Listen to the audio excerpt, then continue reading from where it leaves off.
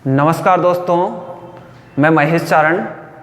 आज भारतीय राज्य व्यवस्था का एक बड़ा ही महत्वपूर्ण टॉपिक जिसका नाम होता है राष्ट्रपति। ये अपने भारतीय संविधान का एक संवैधानिक प्रमुख होता है जिसके बारे में आज अपन चर्चा करेंगे। दोस्तों, पूरा वीडियो देखें और देखने के बाद इस वीडियो को अपने मित्रों और अपने दोस्तों में शेयर करें और शेयर के साथ साथ हमारे इस YouTube चैनल को सब्सक्राइब करें। दोस्तों, तो राष्ट्रपति से संबंधित मैं आपको बताना चाह रहा हूँ। ठीक है दोस्तों, तो राष्ट्रपति जिसको अंग्रेजी में दोस्तों प्रेसिडेंट बोलते हैं। राष्ट्रपति हमारे भारतीय जो संविधान है उसके तहत हमारे संसदीय शासन व्यवस्था अपनाई गई है और उस संसदीय शासन व्यवस्था के तहत ये प्रावधान है कि जिस देश के अंदर संसदीय शासन व्यवस्था अपनाई जाती है उसके अंदर संविधान के तहत जो सरकार होती है, शासन होता है, उसका एक संवैधानिक प्रमुख होता है और एक वास्तविक प्रमुख होता है। तो अपने देश में जो संवैधानिक व्यवस्था अपनाई गई है उस संवैधानिक व्यवस्था के तहत संसदीय शासन व्यवस्था अपनाई गई है और उस संसदीय शासन व्यवस्था के तहत अपने जो सरकार है उस सरकार के दो मुखिया माने जाते हैं। एक होता है संवैधानिक प्रमुख और दूसरा होता है जो आपका होता है वास्तविक प्रमुख, या अपन कह सकते हैं वास्तविक जो सत्ताधारी होता है वो प्रधानमंत्री होता है और नाम मात्र का जो सत्ताधारी होता है वो राष्ट्रपति होता है। तो राष्ट्रपति अपने देश का प्रमुख व प्रथम नागरिक होता है। ठीक है दोस्तों, तो उसी के बारे में आज अपन चर्चा करेंगे। देखो राष्ट्रपति अपने भारतीय संविधान के अनुच्छेद संख्या 52 से लेकर 62 के बीच में इसका जिक्र किया गया है। और राष्ट्रपति है ये जो भाग संख्या 5 है, इस भाग संख्या 5 का क्या है, हिस्सा होता है। तो भारतीय संविधान का जो भाग संख्या 5 है उसके अंदर आपके राष्ट्रपति का जिक्र किया गया है। ठीक है दोस्तों, राष्ट्रपति का पद है जो अपने देश में ब्रिटेन के राजा के समान है या वहाँ की महारानी के समान है। इसलिए हमारे देश में जो प्रधान राष्ट्रपति का जो पद है वो ब्रिटेन देश से लिया गया है, ब्रिटेन देश के समतुल्य है या उसके समान है। ध्यान रखना दोस्तों। तो राष्ट्रपति के बारे में मेरा मेन उद्देश्य यही था जो वीडियो बनाने का, वो ये है कि दोस्तों कई बार कॉम्पिटिटिव एग्जामों में इनसे आर्टिकल से संबंधित क्वेश्चंस पूछे जाते हैं। अपन को आर्टिकल याद भी होते हैं लेकिन हम क्या है जब एग्जाम में आते हैं तब इनका क्रम भूल जाते हैं। तो क्रम ना भूलें इसलिए मैंने एक छोटी सी लाइन बनाई, एक ट्रिक बनाई थी। उस ट्रिक के माध्यम से मैं चाहूँगा कि आपको कम से कम ये 52 से लेकर 62 तक के जो आर्टिकल है ये तो याद करवा दूँ ताकि आपका एक या दो सवाल जो होते हैं जो ऐसे आते हैं कॉम्पिटिटिव एग्जाम में वो निश्चित हो जाएं। वो जो छोटी सी लाइन है उसको मैं लिखूंगा दोस्तों और लिखने के बाद में आपको मैं उसको समझा देता हूं दोस्तों। तो लाइन बड़ी ही अच्छी है। लाइन ये है कि जैसे अपन कहते हैं कि जैसे अपन अपना घर बनाते हैं तो घर बनाने के लिए अपन क्या करते हैं, नींव खोदते हैं। तो नींव खोदने के लिए उसके अलग अलग शर्तें होती है, शपथ होती है, जो भी होती है। लेकिन अपन अभी क्या करें, देश के राष्ट्र का जो निर्माण करता है वो राष्ट्रपति है। तो उस राष्ट्रपति का क्या करें, अपन निर्वाचन करें। तो निर्वाचन करने से पहले अपने को क्या शर्तें हैं, क्या शपथ होती है, क्या उसके निर्वाचन की रीति होती है, वो सारी बातें होती है। उनको एक छोटी सी लाइन में मैं लिखना चाहूंगा। देखो दोस्तों, याद करना, लाइन है कि राष्ट्र जो अपना राष्ट्र याद रखना, राष्ट्र का जो नींव है, नींव सब लोग जानते होंगे, राष्ट्र का नींव रिक्त, अगर राष्ट्र का नींव रिक्त है, राष्ट्र का नींव रिक्त पद पर 8 शर्तों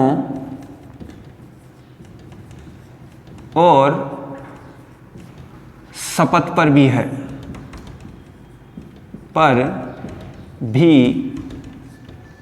ये लाइन में यहां पूरी कर देता हूं दोस्तों। ठीक है, तो देखो, राष्ट्र का नींव रिक्त पद पर 8 शर्तों और शपथ पर भी है। तो दोस्तों आप सबको पता होगा कि जो राष्ट्रपति के लिए जो आर्टिकल होते हैं भारतीय संविधान में वो 52 से शुरू होते हैं और 62 तक हैं। तो दोस्तों ये जो लाइन है इसमें देखना दोस्तों, जो राष्ट्रपति है उस राष्ट्रपति के लिए मैं ऊपर लिख रहा हूँ उस आर्टिकल का नाम जिसका नाम है 52।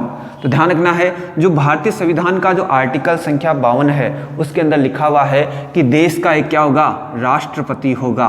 तो राष्ट्र से याद रखना है राष्ट्रपति। तो ध्यान रखना, देश का एक राष्ट्रपति होगा। कौन से आर्टिकल में है, 52 52 के अंदर।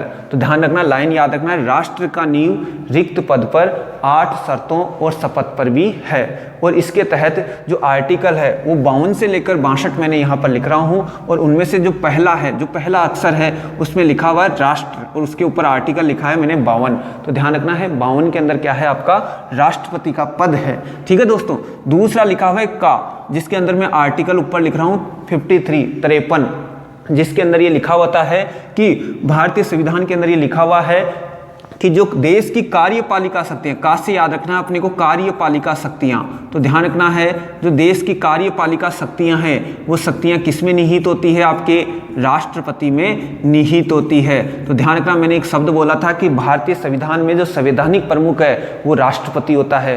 तो वो कौन से आर्टिकल में है आपके, वो है आपके 53 के अंदर, ध्यान देना है। तो 53 के अंदर है आपकी कार्यपालिका शक्तियां किसमें निहित है, आपके राष्ट्रपति के अंदर निहित है। ठीक है दोस्तों, उसके बाद में है 54 नंबर का जो आर्टिकल है उसके अंदर लिखा हो, देखो नी से याद रखना है, इसके अंदर मैं नीचे लिख रहा हूं, नी से याद रखना है निर्वाचन मंडल।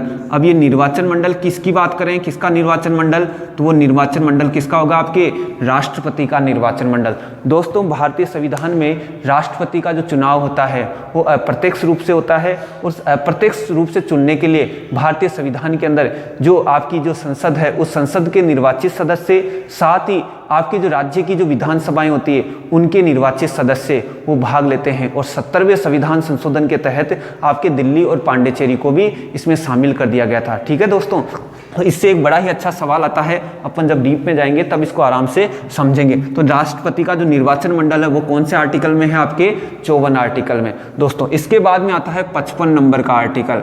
देखो दोस्तों, 55 में क्या है, री से याद रखना है रीति, मतलब राष्ट्रपति के चुनाव की क्या रीति होती है, मतलब राष्ट्रपति को कैसे चुना जाता है, उसकी प्रणाली क्या होती है। तो ध्यान रखना, मैंने अभी जिक्र किया था कि जो भारतीय संविधान में जो राष्ट्रपति है उसका चुनाव कैसे होता है, अप्रत्यक्ष रूप से होता है। और जितने भी अप्रत्यक्ष चुनाव होते हैं उन अप्रत्यक्ष चुनावों की जो एक प्रणाली होती है उस प्रणाली का नाम होता है आनुपातिक प्रतिनिधित्व की एकल संक्रमणीय, आनुपातिक प्रतिनिधित्व की एकल संक्रमणीय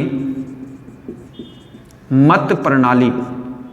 दोस्तों, इसको भी समझाऊंगा मैं आपको, ध्यान रखना है। तो आनुपातिक प्रतिनिधित्व एकल संक्रमणीय मत प्रणाली, राष्ट्रपति के चुनाव से संबंधित एक प्रणाली होती है जिसके अंदर मत मूल्य होता है और उस मत मूल्य के आधार पर ही राष्ट्रपति को क्या है, चुना जाता है। और जो मैंने जिक्र किया कि निर्वाचन मंडल के जो सदस्य होते हैं वही राष्ट्रपति के चुनाव में इस रीति में भाग लेते हैं। ठीक है दोस्तों, इसके बाद में आगे है आर्टिकल नंबर 56, ध्यान देना है, आर्टिकल नंबर 56 जिसके नीचे लिखा हुआ है पद से याद रखना है आपको पदावधि। क्या याद रखोगे, पदावधि, मतलब राष्ट्रपति के चुनाव के लिए पदावधि कितनी होती है। पदावधि का मतलब होता है कार्यकाल, राष्ट्रपति कितने समय के लिए चुना जाता है।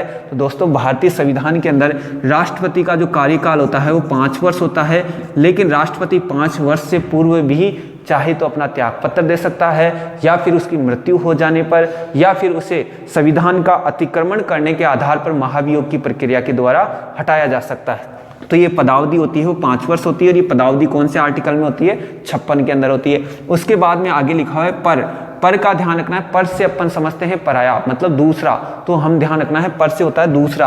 तो ध्यान रखना है भारत का जो राष्ट्रपति है वह पुनः निर्वाचित हो सकता है, पुनः निर्वाचित हो सकता है, पुनः चुनाव लड़ सकता है। ध्यान रखना है, भारतीय संविधान इस बात के लिए क्या है, मौन है कि कोई व्यक्ति कितनी बार राष्ट्रपति का चुनाव लड़ सकता है। लेकिन ध्यान रखना, भारतीय परंपरा के अनुसार राष्ट्रपति 2 बार से ज़्यादा चुनाव नहीं लड़ सकता है। और वह बात करूं तो यूएसए के अंदर भी 2 बार ही राष्ट्रपति अपना चुनाव लड़ता है। अब बात करते हैं आगे, ऐसे 8 लिखा हुआ है, ऐसे 8 है, और ऐसे ही याद रखना है अपने को राष्ट्रपति चुनाव की अहर्ताओं का मतलब होता है योग्यताएं। क्या क्या योग्यताएं होती है राष्ट्रपति पद के लिए, ध्यान रखना। सभी को पता है दोस्तों कि राष्ट्रपति के लिए जो सामान्य योग्यताएं रखी गई है कि वो भारत का नागरिक होना चाहिए, उसकी आयु 35 वर्ष की पूर्ण रूप हो चुकी हो। ध्यान रखना, कई का एग्जामों में पूछा गया है कि राष्ट्रपति के लिए न्यूनतम आयु कितनी होनी चाहिए, 35 वर्ष की। उसके साथ साथ ही वह लोकसभा का क्या है, सदस्य बनने की क्या रखता हो, योग्यता रखता हो। तो इस प्रकार से आपके जो 8 है, जो आप मैंने लिखा है 8 से याद रखना है 58, ऐसे 58, ऐसे 8 और ऐसे ही अहर्ताएं। और 56 के बाद में था 57 के अंदर है कि पुनः निर्वाचित हो सकता है। ठीक है दोस्तों, आगे है आपके आर्टिकल 59 के अंदर लिखा हुआ शर्तें। मतलब शर्तें ये है कि राष्ट्रपति पद के लिए क्या क्या शर्तें होती है, राष्ट्रपति चुनने से पहले ध्यान रखना है वो शर्त क्या क्या है। तो देखो, राष्ट्रपति पद के लिए जो शर्तें होती है वो होती है कि एक बार में केवल एक ही पद पर राष्ट्रपति काम कर सकता है, अर्थात एक बार में एक ही लाभ के पद पर काम कर सकता है। दोस्तों, सामान्य भाषा में जैसे अगर राष्ट्रपति है तो वो राष्ट्रपति के पद पर ही काम करेगा, इसके अलावा अन्य किसी भी संवैधानिक संस्था का वो क्या है, सदस्य या मेंबर नहीं रह सकता। तो एक बार में एक ही लाभ का पद, एक लाभ का पद मतलब भारत की जो संचित निधि होती है उससे वो केवल एक बार ही वेतन पाने का हकदार होता है। ठीक है, तो एक बार में एक ही पद पर काम करेगा। साथ ही साथ इसके लिए देखो, इसी शर्तों में होता है कि उसके लिए 50 प्रस्तावक और 50 क्या होने चाहिए, अनुमोदक होने चाहिए। और साथ साथ ही उसकी जमानत राशि है वो कितनी होनी चाहिए, 15,000 रुपये जमानत राशि होनी चाहिए। ये होती है आपकी शर्तों के आधार पर अनुच्छेद 59 में।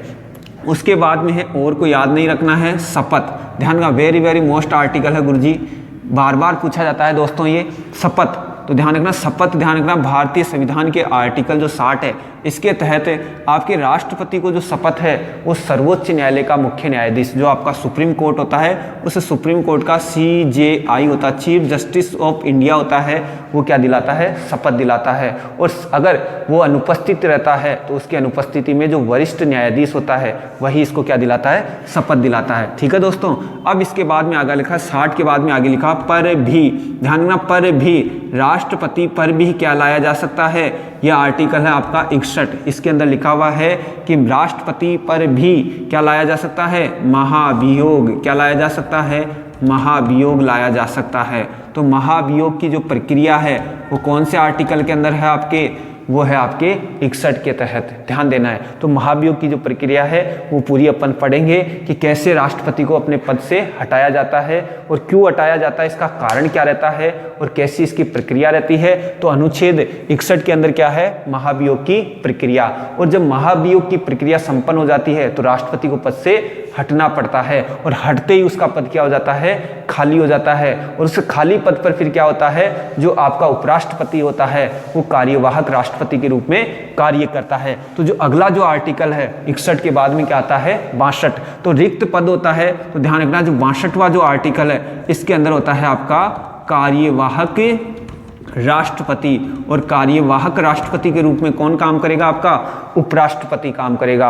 और उपराष्ट्रपति अगर नहीं होता है तो उसकी जगह आपका जो सर्वोच्च न्यायालय है उसका जो मुख्य न्यायाधीश है वो क्या करता है, राष्ट्रपति के कार्यों का क्या करता है, निर्वहन करता है। और जब वो इस पद पर कार्य करता है तो उसकी सभी जो सेवाएं हैं, जो वेतन भत्ते हैं वो राष्ट्रपति के दिए जाते हैं। ठीक है दोस्तों, तो ये एक छोटा सा वीडियो था जिसके अंदर मैंने ये समझाना चाहा है आपको कि राष्ट्रपति के जो 52 से लेकर 62 तक के जो आर्टिकल है उनको कैसे याद करना है। एक छोटी सी लाइन है, इसको 2 या 3 बार आप याद करो तो आपको ये आर्टिकल क्या है, याद हो जाएंगे। जिसके अंदर क्या है, सीधी सी बात है, राष्ट्र का नींव रिक्त पद पर 8 शर्तों और शपथ पर भी है। अब इसको याद करने के बाद में राष्ट्र से याद रखना है अनुच्छेद 52 जिसके अंदर क्या है, राष्ट्रपति है। 53 से याद रखना है, का से याद रखना है कार्यपालिका।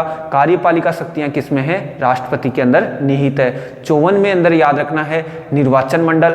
55 में याद रखना है उसका क्या है, रीति। 56 में है उसका कार्यकाल। 57 में है उसके पुनः निर्वाचन। 58 में है उसकी क्या है, अर्हताएं या योग्यताएं होती है। 59 में है उसकी शपथ की जो शर्तें होती है, शर्तें हैं। और 60 में है आपके जो शर्तें हैं, शर्तों के बाद में आता है आपकी शपथ जो है वो 60 के अंदर है। और 61 में है आपकी क्या है, जो उसके महाभियोग की जो प्रक्रिया होती है उसके बारे में बताया गया है। और 62 में है आपके कार्यवाहक राष्ट्रपति के बारे में चर्चा की है। तो दोस्तों इस वीडियो को पूरा देखना और देखने के बाद में एक छोटा सा जो कमेंट बॉक्स होता है उसमें एक वीडियो मतलब एक कमेंट करना और कमेंट में मेरा जो सवाल है उसका जवाब देना कि राष्ट्रपति पर महाभियोग की जो प्रक्रिया होती है उसे हटाने के लिए कौन से आर्टिकल में इसका प्रावधान किया गया है। ठीक है दोस्तों, धन्यवाद।